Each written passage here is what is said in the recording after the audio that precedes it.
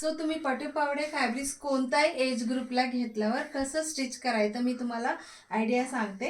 कॉटनचं लायनिंगचं fabric आहे ना, त्याच्या बॉडी करायचं आहे आणि त्याच्यानंतर हा जो स्कर्ट फॅब्रिक आहे त्याला जॉईन करून असं पूर्ण स्टिच करायचं आहे. जो अस्तर फॅब्रिक आपण इथे घेतलेला आहे तो खाली स्कर्टच्या खाली पण पूर्ण अस्तरसारखाच वापरायचा आहे आणि त्याच्यानंतर इथे आपण एक असं फोल्ड करून एक स्टिच मारून ठेवायचं. पूर्ण कपडे वापरायचे कारण की बेबी फास्ट ग्रो होतात आणि नंतर हाईट कमी पडायला नको. आपण रेग्युलरली हे वापरणार नाही, कधी अकेजन किंवा फेस्टिवल फंक्शनमध्ये वापरतो.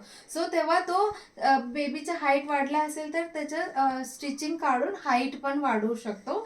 सेम वे ब्लाऊजला आपल्याला भरपूर पॅटर्न करता येतो. लेस वगैरे घेऊन त्यालाही असं छान कॉटन लायनिंग लावून ब्लाऊज शिवलं की ना इतकं अप्रतिम दिसतं. सो अशी आहे. सो तुम्हाला स्कर्ट आणि ब्लाऊज सारखंही करू शकतात किंवा वन पीस म्हणून हा दोन्ही जॉईंट करून पण शिवू शकतात.